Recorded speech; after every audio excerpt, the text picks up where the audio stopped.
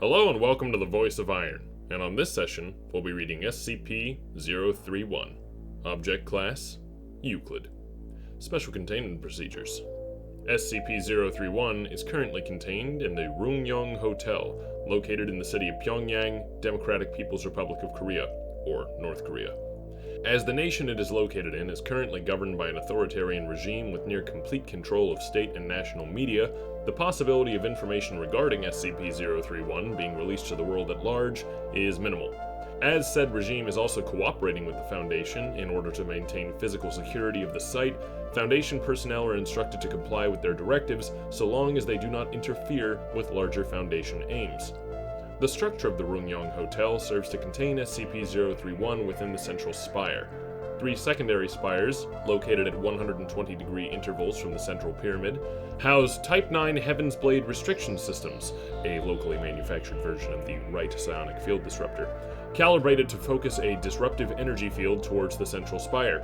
Although unable to prevent the physical escape of SCP-031, the system serves to prevent SCP-031's psychic energies from escaping the structure and affecting off-site personnel.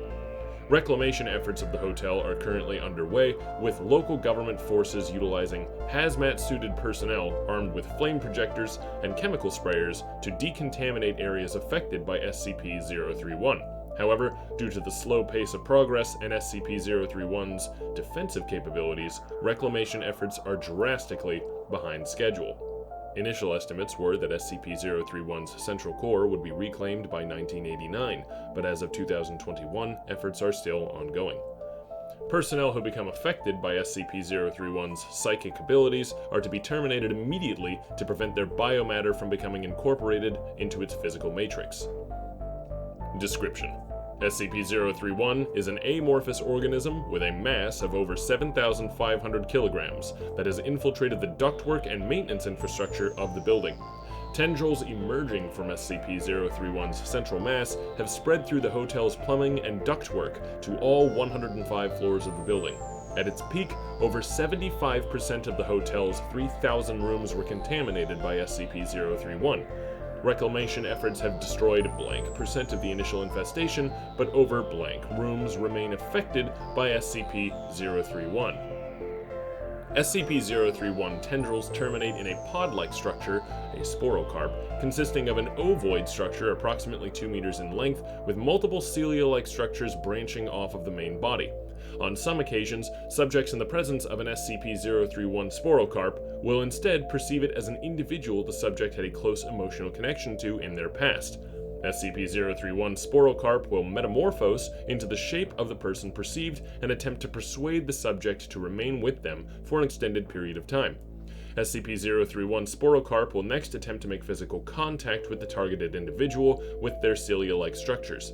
Digestive juices will be injected into the subject's body, and their flesh will be consumed and incorporated into SCP-031's body mass.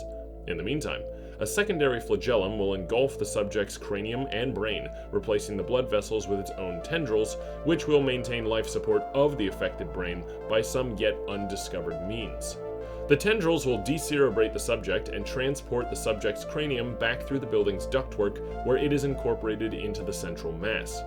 Footage taken through surveillance drones indicate that there are currently blank crania in the network of tendrils attached to SCP-031's central mass.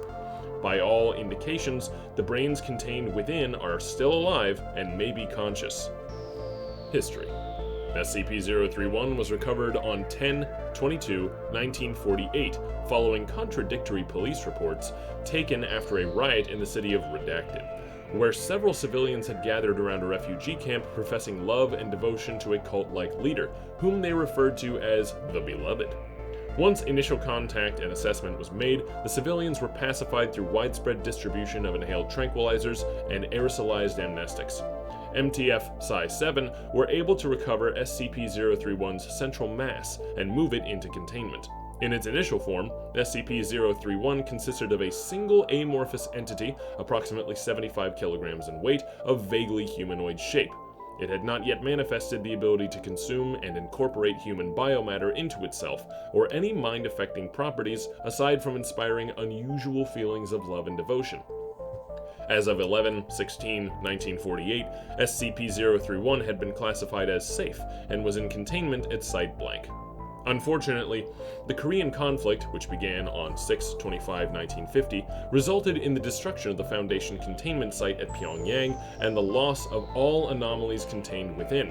By the end of the conflict in 1953, all other anomalies were accounted for, either recovered or confirmed destroyed, aside from SCP-031, which was presumed lost and in the wild. Foundation assets first became aware of the re-emergence of SCP-031 in 1992, when construction of the Ryongyang Hotel in Pyongyang suddenly halted. Personnel liaising with the local regime confirmed that an anomalous effect had resulted in the disappearance of numerous workers employed in the construction of the hotel, and the Foundation Mobile Task Force was dispatched to investigate. All members of the MTF were subsequently lost in action, and the site was locked down and declared off-limits. All work on the Ryongyang Hotel ceased for over 16 years, aside from the installation of the Heaven's Blade restriction systems on the secondary spires. In 2008, increased infiltration of SCP-031 into the building's infrastructure resulted in the possibility of its discovery by outside persons. The local regime immediately ordered that windows be installed on the structure to hide the existence of SCP-031 from others, resulting in the loss of more construction workers.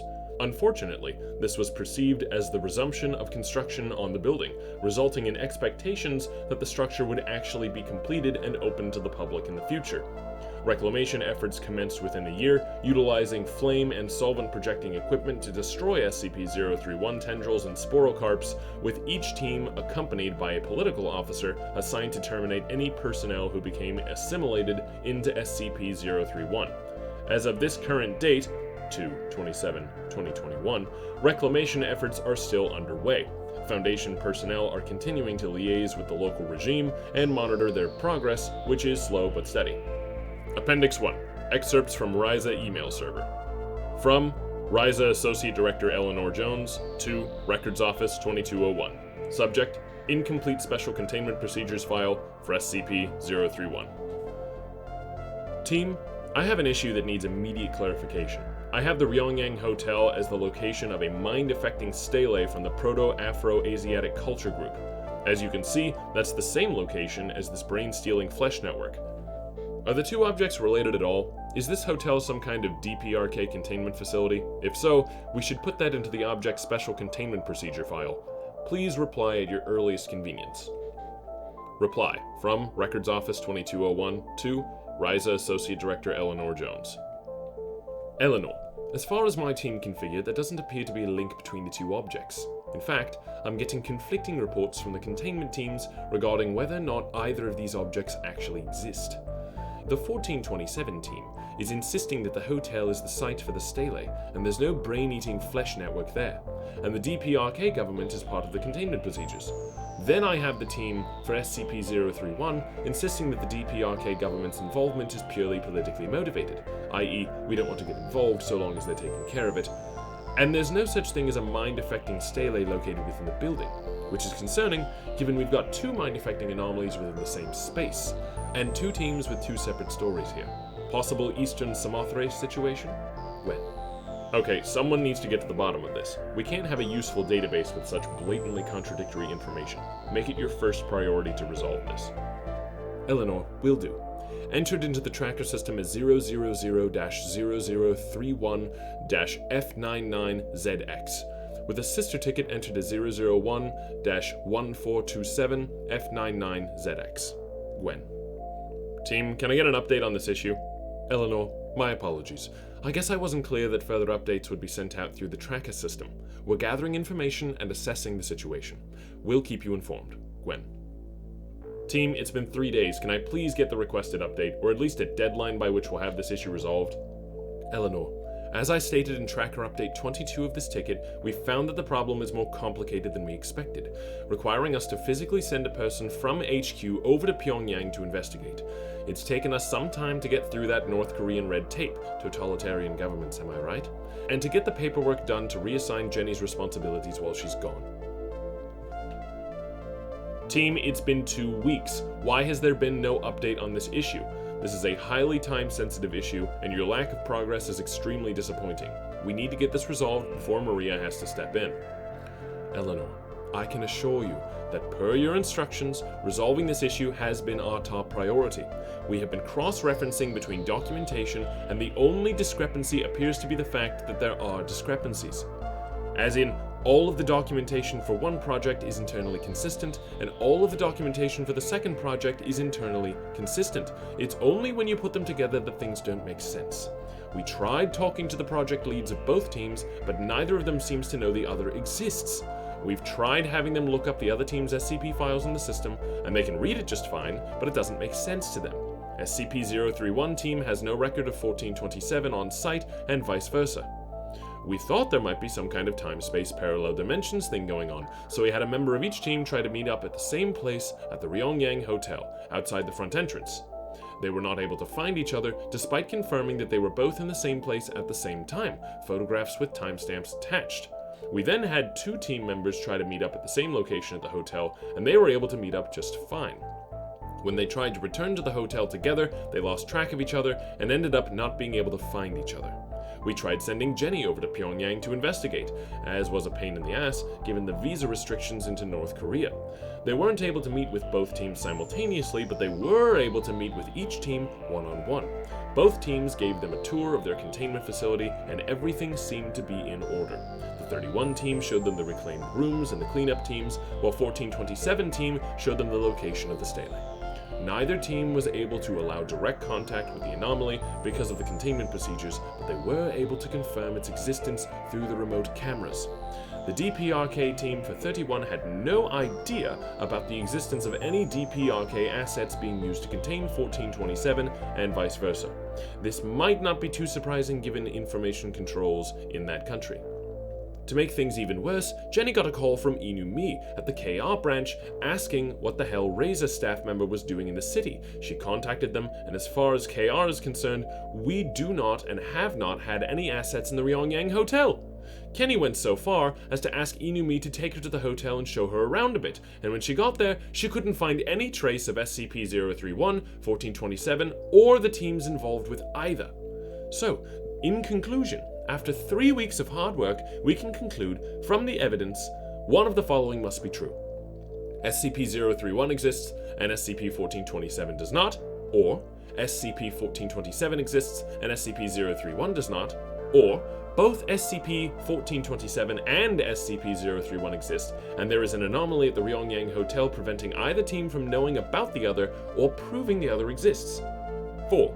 Neither SCP-031 or SCP-1427 exist, and there is an anomaly at the Ryongyang Hotel creating the impression that it exists in the Reza Central staff, but the KR branch are not affected. 5. One or both of SCP-031 and SCP-1427 may or may not exist, and the KR branch are under a mind-affecting compulsion that they do not, or were under a compulsion that it does.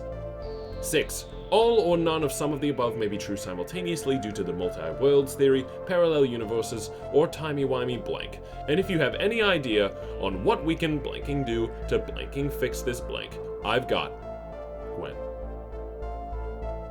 New directives. Hello team. Effective immediately. 1. Gwen DeVere Kilpatrick has been relieved of her duties as project lead at Records Office 2201. 2.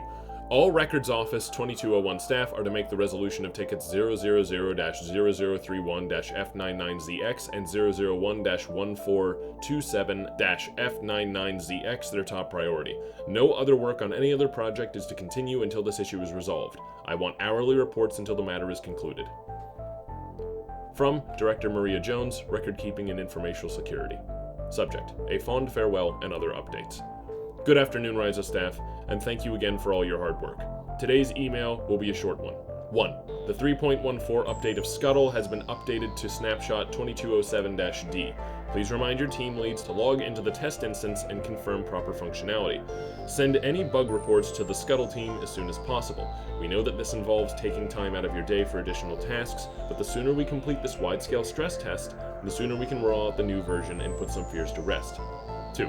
I'm saddened to announce that Eleanor has chosen to retire due to health concerns. This announcement came as a surprise to me. Due to the sudden nature of her health crisis, she was unable to say goodbye to us before being transferred to blank hospital, where I understand she is convalescing nicely. Please expect a follow-up email with a link to a crowdfunding page for a going-away gift for her, as well as an address where you can send cards, gifts, and other well wishes. Until we can appoint a new AD to take over her projects, we will temporarily be splitting her teams up between several different existing ADs. Expect an announcement of the new table of organization by noon GMT. 3. Take a moment during your next weekly team meeting to go over Section 22B, reporting inconsistencies in documentation, of your handbook with your staff, and make sure that everyone knows the proper procedure to follow if and when you end up with an information anomaly. Signed, Maria. This concludes today's reading, and thank you for listening to my voice.